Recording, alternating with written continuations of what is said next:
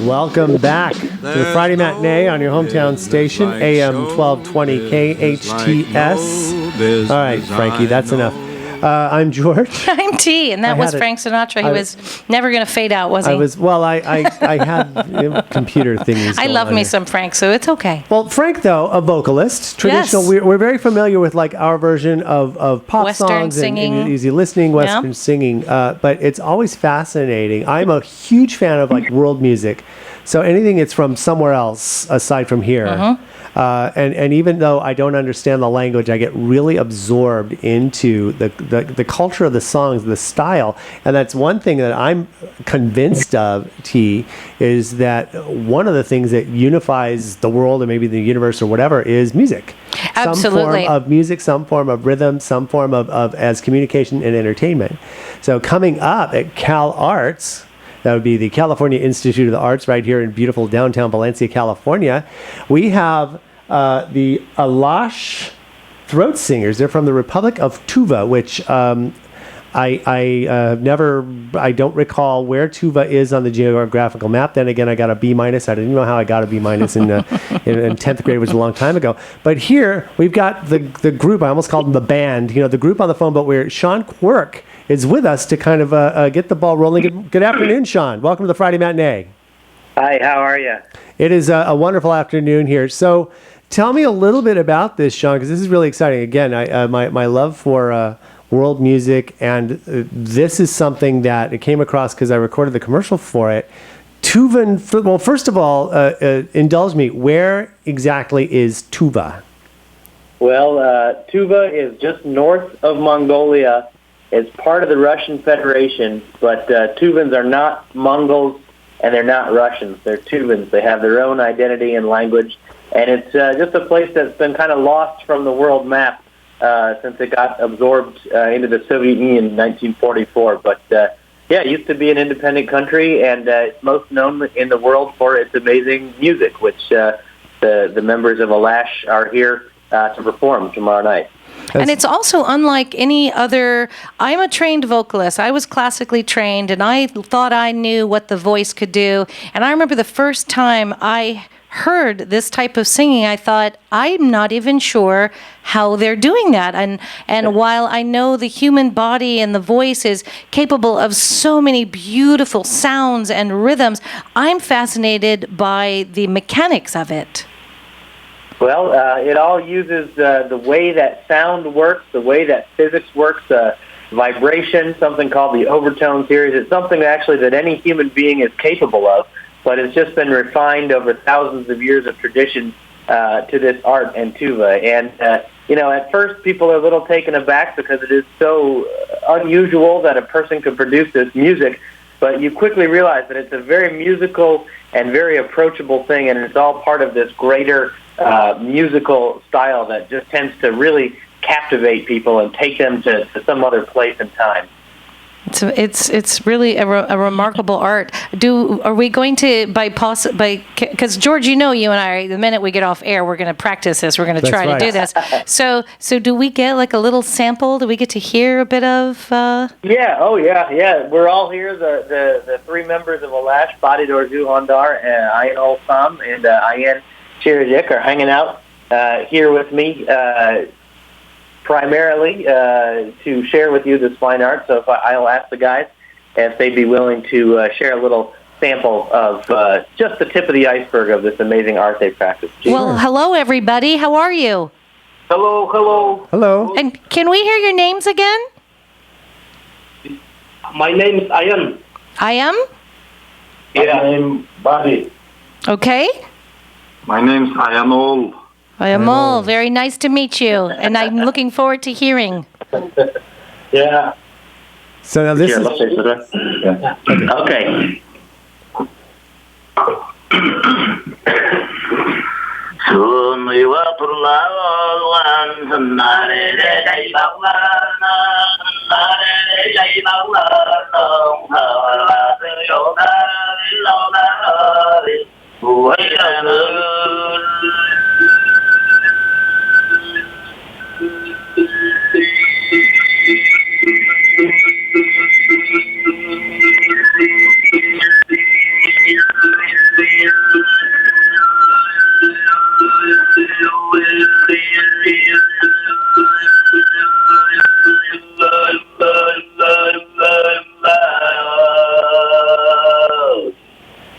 Wow. That gets some, now, was that all just, I think deserves some applause there. That was just vocals? There was no musical instruments behind there? Yeah, that was 100% grade A natural Tuvan unmodified vocals. Wow. I'm sorry, we both just wowed at the same time. We were looking at each other like, no way. There's no way. And the pitches, the fact that there's those really low sonorous tones, and then the higher pitches almost sound like a whistle. That's the voice, or is what? Yep. Wow. Yep, that's the voice, and it's just using physics to refine the natural voice that we all have into this amazing, into what sounds like a musical instrument, like a flute. And then there's a whole lot more of that in the show. Now, is this something you're taught to do? Is every person of Tuva, are you taught this as children? Is it like here when we have singers, everybody can maybe sing or carry a little bit of a tune. Not everyone in America can sing the national anthem because it's such a broad range. And so then they bring in the big guns. They bring in the actual people who have studied and can sing. Is this something you all learn, or is this an art form that you seek out and learn? Well, in Tuva, this is the folk music of Tuva, and a lot of people just, traditionally in Tuva, the way you would learn this is you're a little kid growing up and you hear it from friends or family members, elders in your community, and then you go out when you're out with your herds. The Tuvans are herding people, and you just practice. And so it's actually quite common for Tuvan people.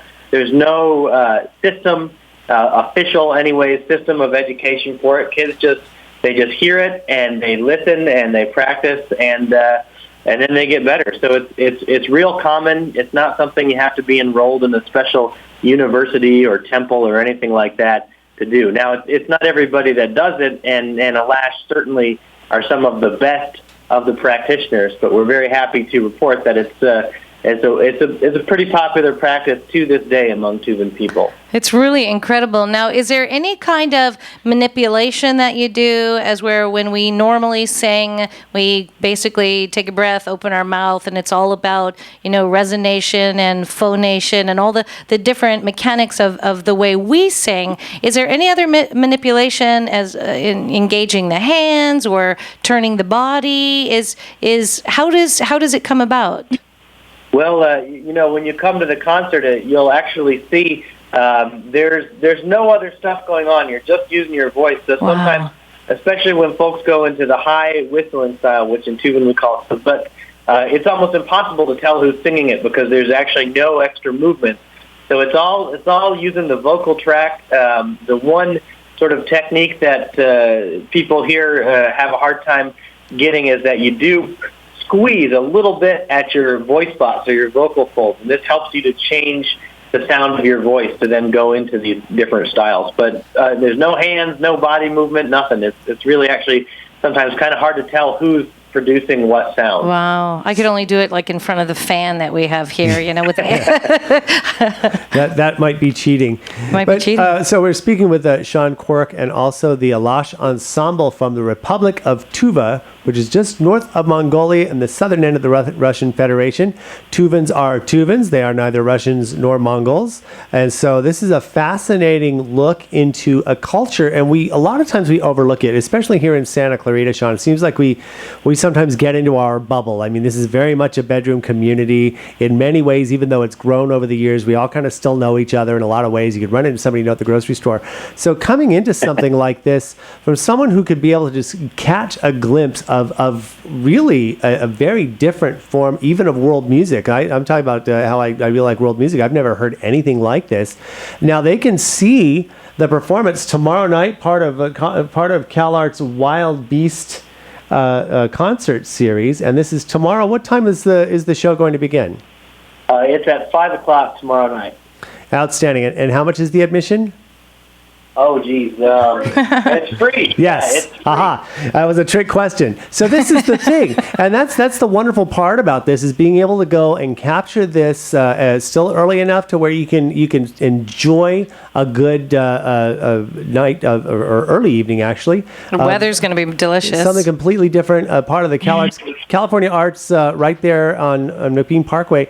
Not easy to miss from any part of the valley. And I think it's fascinating. But I want to jump into something now, Sean, with the group is how did this become like a worldwide phenomenon where you're able to travel out of this tiny nation that honestly not too many people have heard of? And you said herding. What animals do they herd? Tuva's a very varied place with flora and fauna, and in the same geographical area that's about the size of England and Wales, we have yak. We have sheep and horses, goats, cows, we have camels, and we have reindeer, all within this area. So it depends on what part of Tuva you're in. And, the reason that it's gotten so big in the world, for instance, sitting next to me here is Badi Dorju Ondar. This is not his first trip to L.A. He came here when he was 9 years old to be on the David Letterman show with our teacher, Kongarol Ondar, who was one of the first Tuvan singers to go out and make a name for Tuva in the world. Wow. You can check out a very fine film that he starred in, a documentary film with a bluesman from San Francisco, Paul Pena, about Paul's journey to Tuva 20 years ago. So things like this documentary film, the work of our teacher, Kongarol Ondar, appearing on the Letterman show and Chevy Chase and stuff. Another Tuvan band, Hunhur 2, who's basically once the Soviet Union fell, people started hearing this music, and I can't stress enough that the singing is fascinating and the singing is amazing, but it's part of this whole deeper musical style that really, really has a lot of depth and interest to it. And people, musical and non-musical people, started getting into it, and it's made a name for itself in the world. And, now we're standing on the shoulders of giants. We've been playing for 15 years ourselves. But when we go places, people say, "Oh yeah, we know you guys, Tuvans," and it's good to find a receptive audience. And we see our work. I'm not a Tuvan, but I've been living there for 12 years. That was my You're an honorary Tuvan. Yes. And so, as the four of us, part of our work is providing good performances for people. But it's also just as important to teach people about this unique and fascinating culture that still holds on to so many traditional things that many other cultures have lost. I have a question.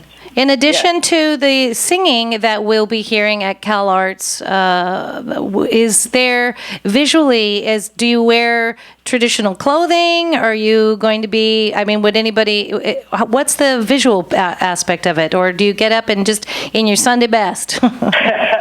Well, yeah, everybody will be wearing traditional Tuvan clothing, which, a lot of people in Tuva still wear. It's very beautiful stuff. So it's quite a nice presentation. The band themselves, you can see pictures on the website at alashensemble.com, but as bearers of the tradition, they've been responsible for reviving the traditional Tuvan braided hairstyle, so that adds an extra element of awesomeness to the visual. The guys are very handsome and impressive with their awesome braided hairstyle. Nice. Now, Sean, you were a college student in Minneapolis. I'm looking at your bio, and actually, the bio that you have on the alashensemble.com website shows you in some traditional attire, unless that's how they dress in Minneapolis. But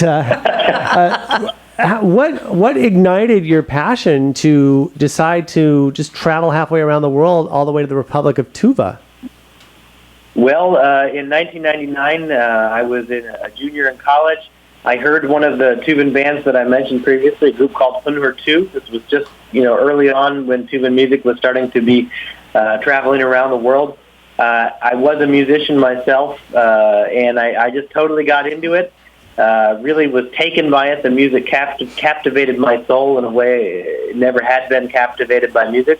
And spent the next couple years fruitlessly trying to teach myself this amazing art. And eventually I got to be okay at it, applied for a grant called a Fulbright after a couple years of being a bike messenger in Chicago and practicing this art. And got the Fulbright grant in 2003, went over there, got to be first a student, and then the mascot, and then finally a member of the National Orchestra of Tuba, a position which I hold to this day. Is somebody doing a movie about you, Sean? Somebody should be following you with a documentary camera, if I could throw that out there, because your story is equally as interesting as the people of Tuva. This is a remarkable story. And I love your name, Sean P. Quirk. Yes, I want that on a T-shirt. I'm a big fan of it too.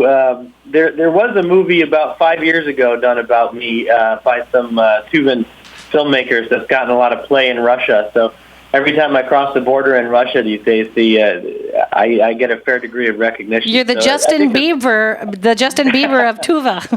Now, I'm curious though. That far, but maybe like the Steve Buscemi of Tuva. There we go. Well, traveling halfway around the world, I mean, had you ever been outside of the United States before you had gone to Tuva or anywhere? Because it sounds like the culture would be very, very different. Yeah, I'd only been I'd been to Ireland once as a youth. I went to study abroad there, but yeah, it's a huge culture shock in a lot of ways, and a lot of people come out there thinking that Tuva is going to be this great Shangri-La type of place, and they're gonna live there, and then they stick around for a few months and realize that it's not all rainbows and unicorns out there.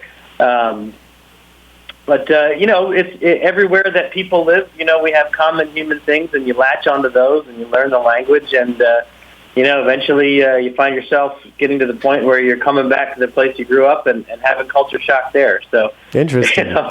Before we get off the air with you guys, I would love to, George, give the information on the show again, and if you guys could possibly give us a little bit more, another quick sample of what people will come to hear when they come to hear the Tuvan singing. So this is at the Wild Beast at Cal Arts, California Institute of the Arts on McBean Parkway. You know where it is, right up the 5 freeway there. This is the Alash Ensemble Tuvan Throat Singing, and beginning tomorrow at 5, and the admission is free. So if you guys, whenever you guys are ready, let's go ahead and just hit us with a little bit more of a sample. We'd love to hear it. Yep. I just want to stress that during the concert, we're going to have instruments, drums, and flutes, and stringed instruments as well. We didn't bring any of that for the phone interview, but Ayanol Sam has volunteered to share with us the highest style of Tuvan singing, the one that's often most impressive. This is called Sagut by Ayanol Sam. Awesome.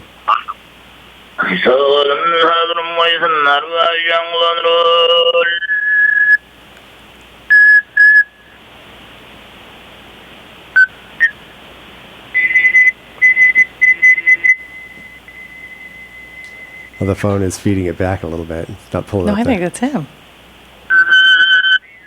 I think that's all him. No, I meant the phone is cutting it out. Yeah.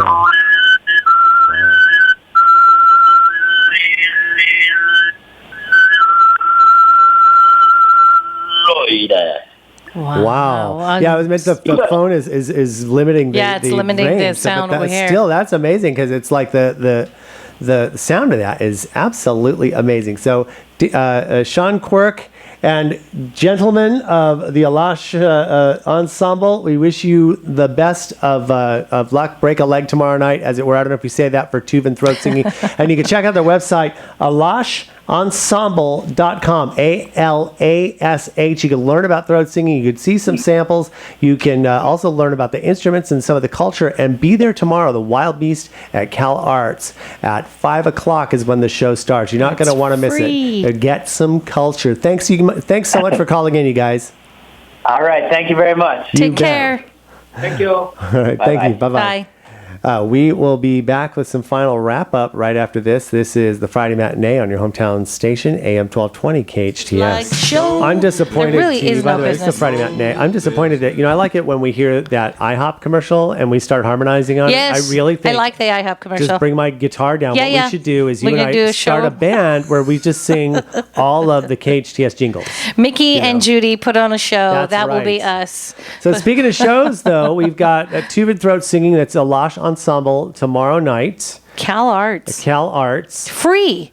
free. And an opportunity to learn a little bit about a culture and actually be immersed in the sights and the sounds of the Tuvan people who they're on the border of Russia and Mongolia, and they're neither Russian nor Mongolian. They are Tuvans. They are separate and apart, despite the fact they were taken over in the 1940s. Yeah. But they are their own people. Beautiful costumes and a sound is so unusual. The idea that the body can do that is impressive. You can bring your family free. This is an opportunity to get, like George said, get a little culture over at Cal Arts, the Alash Ensemble, and the Wild Beast concert and then series. the kids will be trying to do it for days, standing in front of the fan. I can't do it. I can't do it. Yeah, and it's that's the thing too, is what I was mentioning when on the last sample is, since we have a limiter, I'm sure that is what was causing the phone some of was the like, problems with what the is phone. happening right now? So just to limit those frequencies. It's used to hearing LOL and oh my gosh. That's right. So and then COC. Yes. And the visual arts program. We got an opportunity to talk to them. Plein air California landscape painting. There's a art show going on at the College of the Canyons Art Gallery. That is going on now through October 22nd. So you got some great native and California landscapes that have been painted from different people, and that is at the Canyons Art Gallery. And all you need for that is a $3 parking permit that you have to get from one of the machines. And lots 6 and 15, and 15 is nearest to the art gallery. And then you can, there are modern artists, and then this wonderful, the piece we're looking at today is of North Santa Barbara, William Lees Judson. This is from 1920. So some of their patrons have brought in some art that I love Santa Clarita Valley. We really do have so many talented people and such a wonderful opportunity to experience so many areas of the arts. Exactly. So very exciting. Well, that wraps it up for this week's Friday Matinee. Stick around for My Conscious Dad with Jasmine and Alex Urbina coming up next. This has been the Friday Matinee on your hometown station, AM 1220, Hootie Hoo, KHTS.